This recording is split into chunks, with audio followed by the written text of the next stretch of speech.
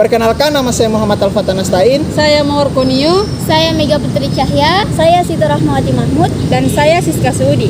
Kami dari kelompok 9 kelas D. Pada video kali ini kami akan membahas mengenai bioindikator kualitas air. Selamat menyaksikan! Bioindikator merupakan indikator alam yang digunakan untuk mengetahui tingkat pencemaran. Bioindikator dapat memberikan pengukuran polutan yang dapat dibandingkan dengan instrumen pengukuran. Bioindikator memberikan informasi tentang kualitas lingkungan dan kondisi pada organisme atau ekosistem. Dalam video kali ini, kami akan membahas mengenai bioindikator kualitas air. Bioindikator kualitas air merupakan organisme yang hidup di lingkungan perairan yang apabila terdapat perubahan pada perairan tersebut, maka akan berdampak terhadap keberadaan dan perilaku organisme tersebut. Satu contoh tanaman yang dapat digunakan sebagai bioindikator kualitas air adalah kangkung air atau Ipomea aquatica. Penggunaan bioindikator seperti kangkung air penting untuk mengamati kesehatan ekosistem perairan dan lingkungan hidup pada umumnya. Kangkung air digunakan sebagai bioindikator kualitas air karena memiliki kemampuan untuk menyerap zat kimia dalam air. Beberapa zat yang dapat diserap oleh kangkung air adalah logam berat seperti timbal, kadmium, dan merkuri, serta zat-zat organik seperti pestisida. Apabila kangkung air ditanam di air yang tercemar oleh zat-zat kimia tersebut, maka kangkung air akan menyerap zat tersebut melalui akar dan daunnya. Dengan demikian dapat diketahui apakah air tersebut aman atau tidak bagi makhluk hidup termasuk manusia. Zat-zat tersebut dapat terakumulasi di dalam jaringan tanaman dan dapat mempengaruhi kesehatan tanaman dan juga kesehatan manusia yang mengonsumsinya.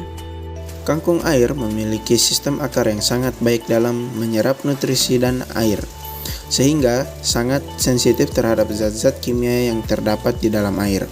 Cara menggunakan kangkung air sebagai bioindikator kualitas air cukup mudah. Kangkung air ditanam pada air yang akan diuji kualitasnya, kemudian diamati selama beberapa waktu. Jika terdapat gejala-gejala kerusakan pada kangkung air seperti daun yang menguning, keriting, atau layu, maka dapat diketahui bahwa air tersebut tercemar dan tidak aman bagi makhluk hidup termasuk manusia. Penggunaan kangkung air sebagai bioindikator kualitas air sangat bermanfaat karena dapat memberikan informasi mengenai kualitas air secara langsung, cepat, dan murah. Adapun penggunaan kangkung air sebagai bioindikator kualitas air memiliki beberapa kelebihan, antara lain yang pertama, tumbuhan kangkung air mudah ditemukan di sekitar sungai, danau, dan rawa-rawa. Kedua, biaya murah dan dapat dilakukan oleh masyarakat awam. Ketiga, tidak merusak lingkungan karena tidak memerlukan bahan kimia ataupun alat khusus untuk pengujian. Dan yang keempat, sensitif terhadap berbagai jenis pencemaran air. Meskipun begitu, penggunaan kangkung air sebagai bioindikator kualitas air juga memiliki beberapa kelemahan, seperti tidak dapat mengukur kadar zat pencemar secara kuantitatif, kemudian hasil pengujiannya sangat tergantung pada faktor lingkungan dan kondisi tumbuhan. Lalu waktu pengujiannya relatif lama, yaitu beberapa minggu hingga bulan. Dan hasil pengujiannya perlu diinterpretasikan dengan hati-hati karena dapat dipengaruhi oleh faktor-faktor lain seperti pH, suhu, dan ketersediaan nutrisi dalam air.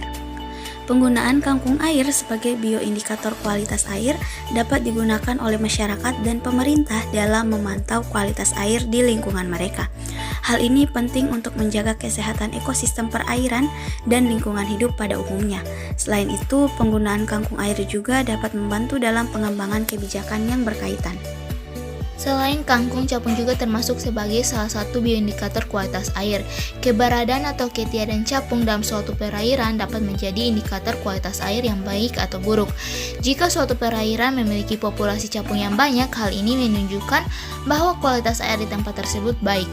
Hal ini karena capung hanya bisa hidup di lingkungan yang memiliki oksigen terlarut yang cukup tinggi dan rendahnya kadar polutan seperti logam berat dan bahan kimia beracun.